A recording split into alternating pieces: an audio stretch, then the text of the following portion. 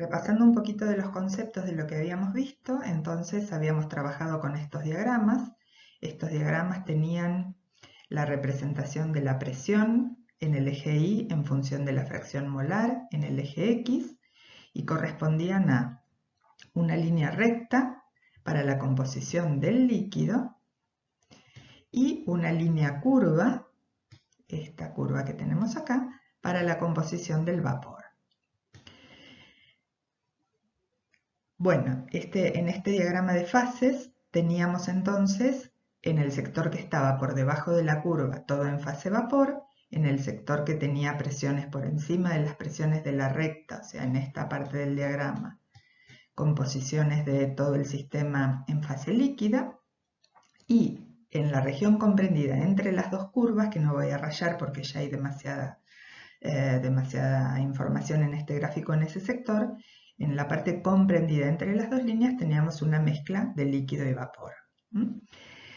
Tenemos acá esta línea horizontal que voy a marcar, vamos a ver con este color. Esta línea acá es una línea conectora, una línea de enlace que nos une la composición en fase líquida y en fase vapor de una cierta mezcla si yo estoy a una dada temperatura. A una cierta presión.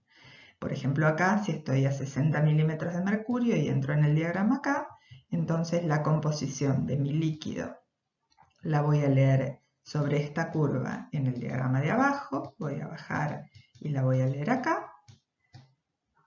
Y cuando a esa misma presión yo intersecte la curva del vapor, en este punto, voy a bajar y voy a leer la composición de mi vapor a esta presión de 60 milímetros de mercurio. Recuerden que estamos discutiendo soluciones ideales. Soluciones ideales. Habíamos planteado en la clase pasada que pensaran por qué benceno y tolueno correspondían a una solución ideal. Espero que hayan encontrado que las fórmulas eran esas y hayan llegado a la conclusión que tenemos acá escrita. Como ambas moléculas son no polares y por lo tanto tienen fuerzas de London o de Van der Waals, estas fuerzas son más intensas a medida que el tamaño de la molécula crece y el tamaño se puede correlacionar bastante bien con el peso en este tipo de fuerzas. De manera entonces que en el tolueno es donde las fuerzas son más intensas, por lo tanto, para el momento en que la fracción molar de benceno es 0, o sea que tenemos tolueno puro, tenemos la menor presión de vapor porque las fuerzas son más fuertes, por lo tanto el líquido se mantiene asociado en esta fase, pocas moléculas consiguen vencer esas fuerzas para escapar a la fase vapor y comparativamente la presión del tolueno puro es mucho menor que la presión del benceno puro que tenemos por este lado. Bueno, pero ahora dejamos de repasar y seguimos avanzando y resulta que tenemos que tomar conciencia de que cuando estamos en el laboratorio o en la industria, la mayoría de los procesos que llevamos adelante ocurren abiertos a la atmósfera, o sea, a presión constante. Y lo que vimos ahora estaba pensado a temperatura constante. Entonces, ¿cuáles van a ser las diferencias? Ayudemos a Dexter a pensar entre una representación en un diagrama presión versus composición o temperatura versus composición. Recuerden que si represento presión versus composición, la temperatura es constante, y si represento temperatura versus composición, va a ser la presión constante, y es esto entonces en lo que vamos a entrar ahora, procesos que ocurren abiertos a la atmósfera, o sea, a presión constante. Bueno, acá les presento entonces el diagrama en estas coordenadas de temperatura, ahora en función de fracción molar, manteniendo la misma mezcla con la que estamos trabajando siempre, benceno-tolueno. Entonces, este es un diagrama de fases temperatura-composición, porque es un gráfico de temperatura en un eje, fracción molar en otro eje, y la presión es constante. Entonces acá la ven a Didi ejerciendo presión sobre la cabeza de Dexter para que se acuerden que este tipo de diagramas es a presión constante. Muy bien, primera diferencia que se ve a simple vista, en este tipo de diagramas las dos líneas son curvas y no vamos a ver la expresión matemática como la vimos antes, vamos a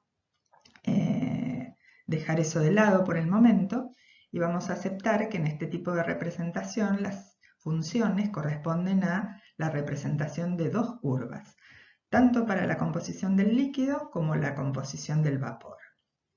Entonces, ambas líneas en este diagrama, ambas líneas son curvas.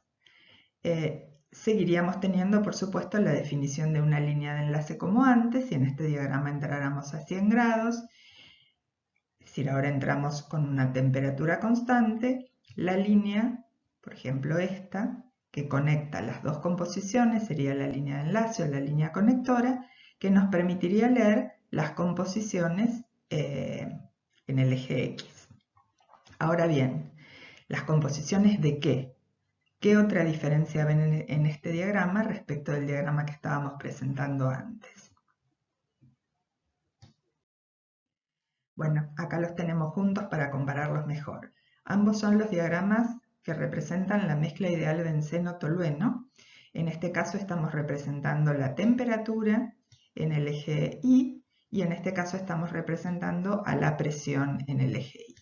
Entonces dijimos, acá tenemos una recta y una curva, mientras que acá tenemos las dos líneas que son curvas. Primera diferencia que salta a la vista. ¿Qué otra cosa vemos? ¿Dónde están las fases ubicadas respecto de las líneas en este diagrama?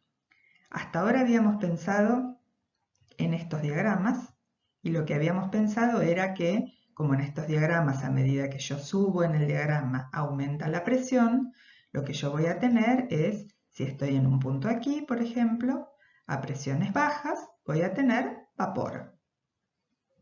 Si voy aumentando la presión, voy a llegar a un sector del diagrama en donde vapor y líquido van a coexistir. Crucé la primera línea. Y si sigo aumentando la presión, voy a una región donde tengo alta presión y por lo tanto en esta región tengo líquido.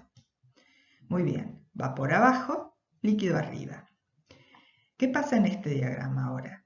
¿Qué pasa si vengo a este diagrama temperatura-composición? A medida que yo suba ahora en el diagrama, lo que voy aumentando es la temperatura. Por lo tanto, a temperaturas bajas voy a tener fase líquida. ¿Hasta cuándo? Hasta que cruce mi primera curva. En la región intermedia voy a tener líquido y vapor. Supónganse que eso sea una B corta, mírenla con buena voluntad. Y una vez que cruce la segunda curva, cuando aumente lo suficiente la temperatura, voy a llegar a esta región del diagrama donde tengo todo vapor. Por lo tanto, en estos diagramas el vapor está, perdón, ustedes no ven el puntero y eso me complica un poco. En este diagrama que estoy mirando acá, Px, por debajo de la curva tengo vapor. En este diagrama, Tx, por debajo de la curva tengo líquido. O sea que las fases están ubicadas al revés respecto de las curvas. Porque cuando yo aumento la presión, tiendo a ir hacia el líquido, y en cambio cuando aumento la temperatura, tiendo a ir hacia la fase vapor. Eso hace que también los puntos de burbuja y los puntos de rocío estén ubicados en diferentes posiciones, digamos. En el caso del diagrama temperatura-composición, miramos acá, si yo parto de líquido y empiezo a aumentar la temperatura siguiendo esta flecha roja, voy a tener todo líquido hasta que veo la primera burbuja cuando toco la curva, la primera curva a la que llego. Y ahí tengo el punto de burbuja. Si lo hiciera en el otro sentido y partiera de temperaturas muy altas, yo tendría todo vapor.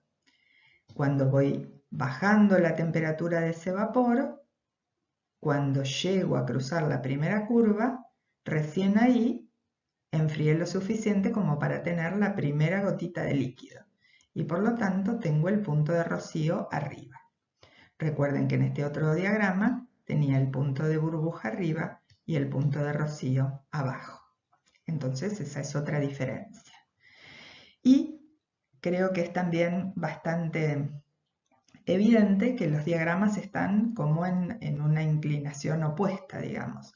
Este diagrama tiene abajo la parte que corresponde a la fracción de benceno 1 y este diagrama tiene arriba la parte que corresponde a la fracción molar de benceno 1. ¿Eso por qué será? ¿Qué representa este punto? Vamos a borrar un poquito todas estas rayas. A ver.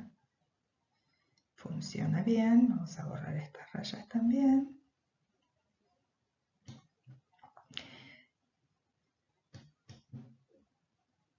¿Qué representa este punto del diagrama? Fracción molar de benceno igual a 1. Quiere decir que tengo benceno puro. Si yo subo y llego hasta este punto, ¿qué es lo que voy a tener ahí? La temperatura de ebullición del benceno puro. En el otro extremo del diagrama, cuando tengo 0 de benceno y tengo todo tolueno, lo que está detrás de este cartel, a esta altura, supónganse, va a ser la temperatura de ebullición del tolueno, porque tengo tolueno puro. Ahora bien, ¿por qué la temperatura de ebullición del tolueno es mayor que la temperatura de ebullición del benceno? Bueno, volvemos a discutir las fuerzas.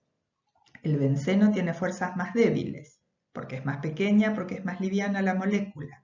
Como las fuerzas son más débiles, entonces necesito menor temperatura para que el benceno hierva. Por lo tanto, el benceno hierve a menor temperatura que el tolueno y tiene, por lo tanto, mayores presiones de vapor. Aquí.